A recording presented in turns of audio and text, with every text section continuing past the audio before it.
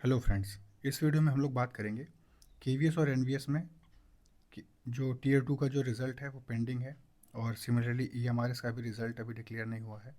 तो रिज़ल्ट में जो डिले हो रहा है उसका कारण क्या है और क्या एक्सपेक्टेड टाइम है कि रिज़ल्ट जो है आपको देखने को मिलेगा। ठीक है। और जैसा कि आप सबको मालूम है कि यहाँ पे जितने भी बच्चे हैं जिन्होंने एग्ज़ाम दिया था केवीएस एनवीएस या ईएमआरएस का, वो काफ़ी एंग्जाइटी से गुज़र रहे हैं, काफ़ी स्ट्रेस है, क्योंकि दिन भर में लगभग 50 से 100 वीडियोस तो आ ही जाती हैं, है ना, ये कट ऑफ को लेके और एक्सपेक्टेड डेट को लेके कि कब आने वाली है। तो इसके रिगार्डिंग हम कुछ आज इम्पोर्टेंट बात करेंगे कि क्या है और मतलब एक्चुअल ट्रुथ क्या है इसके पीछे, है ना, कि रिज़ल्ट कब तक आ सकता है क्या नहीं। ठीक है। तो देखिए, और इस बारे में भी देखेंगे कि प्रिपरेशन आपको कब से शुरू कर देनी चाहिए स्किल टेस्ट और इंटरव्यू के लिए। खैर आप लोग ये कर ही रहे होंगे, है ना। स्किल टेस्ट के लिए मैंने बताया था, जिनका भी जेएसए के लिए टाइपिंग वगैरह लगा हुआ है वो लगभग अपना स्पीड जो है 30 to 35 वहाँ पे शायद डिमांड की गई है। अगर 35 वहाँ पे डिमांड की गई है तो आप लगभग 45 प्लस की स्पीड लेके आइए। ठीक है। ये जीएसए के टाइपिंग वालों के लिए है कि अगर आपकी स्पीड 45 प्लस रहे तो आप लोग सिक्योर साइड पे रहेंगे। और इंटरव्यू के लिए बात करते हैं हम लोग। ठीक है। इंटरव्यू के लिए आपका क्लियर मोटिव ये है, देखिए सबसे पहला तो आपका एम ये होना चाहिए कि जब भी रिज़ल्ट डिक्लेयर होगा तो आपको 15 से 17 दिन तक ही टाइम दिया जाएगा, फिर आपके लिए इंटरव्यू के लिए कॉल आने लगेगा। ठीक है। तो सबसे पहली बात है कि रिज़ल्ट कब आएगा, है ना। सबसे बड़ी दिक्कत तो यही है। देखिए हम अगर सीबीएसई के वेबसाइट पे आते हैं, सीबीएसई की वेबसाइट हम पिछले 5 दिन से मॉनिटर कर रहे हैं।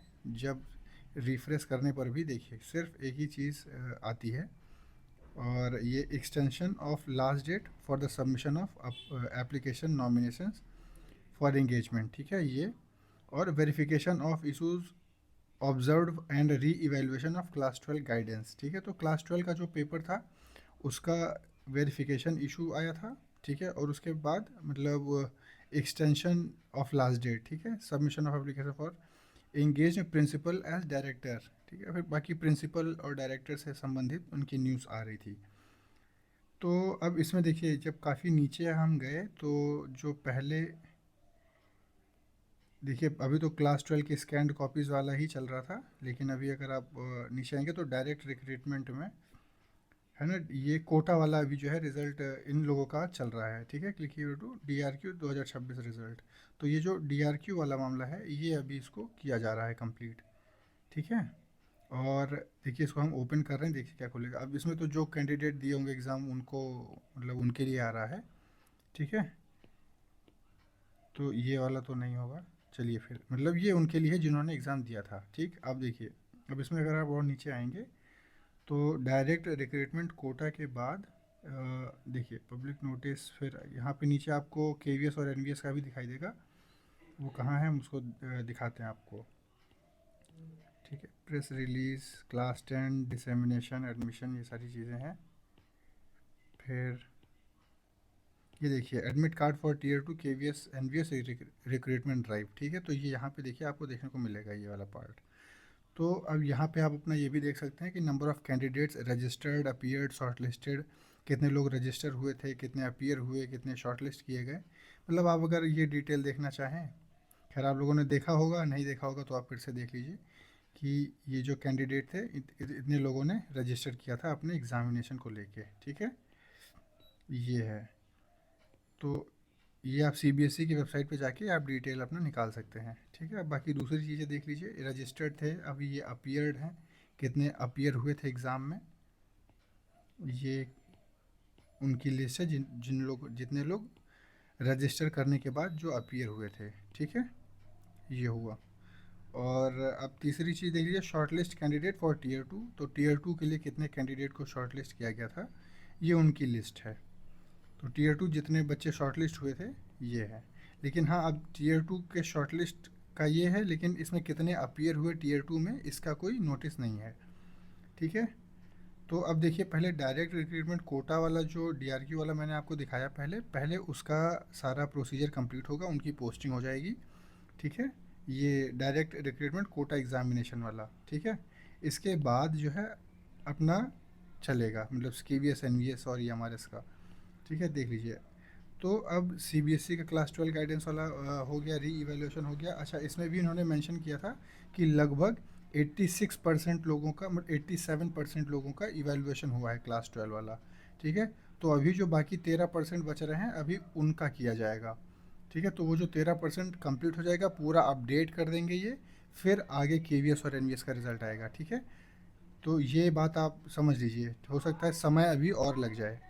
देखिए, अब आप परेशान मत होइए, हर बार जो है नया वीडियो में ढूंढिए कि उसमें कब क्या आने वाला है। तो जब तक ये, यही मुझे समझ में आ रहा है कि 87% वाला जो है, ये जब तक ये पूरा 100 नहीं हो जाएगा, सारे बच्चों का रिजल्ट डिक्लेयर नहीं कर दिया जाएगा, मतलब री इवेलुएट करके, तब तक उसको आगे कोई प्रोसेस बढ़ेगा नहीं। ठीक है, बाकी अभी जो और भी कुछ डिलेज था वो नीट का पेपर के रिगार्डिंग था। तो नीट का पेपर तो एनटीए ने करवाया ना, तो नीट का एनटीए ने करवाया, तो सीबीएसई से उसका क्या रिलेशन। ठीक, तो ये एक अलग संस्था है, ये एक अलग संस्था है। ठीक है, तो नीट से कोई संबंधित इसमें गेम नहीं है। बात ये है कि सीबीएसई में क्लास 12 का री इवेल्युएशन वाला क्लास 12 का वो चल रहा था, और जो डायरेक्ट रिक्रूटमेंट कोटा वाला एग्जामिनेशन है वो चल रहा था। ठीक है, डिपार्टमेंटल एग्ज़ाम्स चल रहे थे। बाकी अभी जो इनके आएंगे मतलब एग्ज़ाम्स होने के बाद इनकी पोस्टिंग वगैरह की जाएगी। ठीक है, उसके बाद ये देखिए, तो longest in the history of CBSE to declare result, मतलब ये जो केवीएस एनवीएस का जो रिज़ल्ट रहा है, ये सबसे लंबा समय इन्होंने अभी तक का लिया है ना, इसको डिक्लेयर करने में। तो अब देखिए कब तक उम्मीद कर सकते हैं रिज़ल्ट के लिए। देखिए, आज थर्सडे है ना, फ्राइडे और सैटरडे 2 दिन बचा है इस वीक का। तो अगर ये 2 दिन, अब क्या कहें, हम कुछ बोलना नहीं चाहते हैं, लेकिन फिर भी आप 30 तक जो है, अगर ये निकल जाएगा तो आप अगले महीने, मतलब अगले मंथ, सॉरी, अगली डेट 30 के बिफोर 30 आप उसको एक्सपेक्ट कर सकते हैं। ठीक है, एक्सपेक्टेड डेट है। अब इस पर नहीं आएगा तो फिर अब क्या किया जाए, क्योंकि हम देखिए, हर हर किसी यूट्यूबर जो है वो तुक्का ही लगाता है ना, किसी को मालूम कुछ नहीं है, बस एक उम्मीद ही लगाई जा सकती है।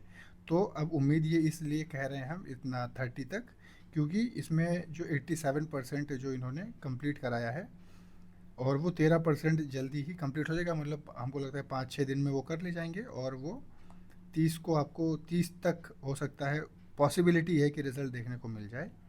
अब देखिए, अब और वेबसाइट पे अगर हम जाते हैं, तो जैसे कि ये सीबीएसई वाला हो गया, और केवीएस पे अगर हम जाते हैं, केवीएस की वेबसाइट पर भी कोई अपडेट, मतलब इसके रिगार्डिंग नहीं है। सिर्फ जो लास्ट चीज़ दिखाई दे रही है, मतलब जो सबसे लेटेस्ट है, वो क्लास 12 रिज़ल्ट, केवी और नवोदय का जलवा, मतलब ये सारी चीज़ें दिखाई देती है। ईएमआरएस की वेबसाइट अगर हम खोलते हैं, तो उसमें देखिए, ये website server can't be found, मतलब ये सर्वर ओपन नहीं है, नहीं हो रहा है ये। और नवोदय की वेबसाइट अगर हम खोलते हैं, तो साइट अंडर मेंटेनेंस बता रहा है। ठीक है, तो जो सिर्फ आपको जो अपडेट मिल सकता है वो सीबीएसई के पोर्टल से मिल सकता है ना। यहाँ पे आप आएंगे तो आपको मिलेगा। हम तो कह रहे हैं कि आप सीबीएसई वाला एक टैब अपने फ़ोन में खोल के रखिए, ताकि बार बार कोई वीडियो ना चेक करनी पड़े, और बार बार यूट्यूब पे ना दौड़ के आना पड़े। ठीक है, आप यहाँ पे रिफ़्रेश करिए, अगर आएगा तो यहाँ पे एक नया खुल के आएगा, जहाँ पे आपका रिज़ल्ट जो है मेंशन्ड होगा।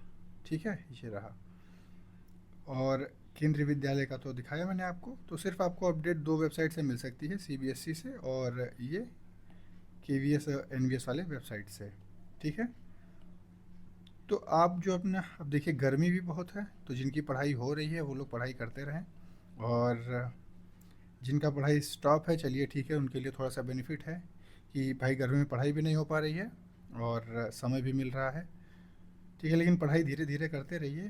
ठीक है, इसके अगर एग्ज़ाम रिज़ल्ट डिक्लेयर कर दिए जाएंगे तो आपको काफ़ी कम समय मिलेगा जिसमें आप अपनी प्रिपरेशन कर पाएंगे।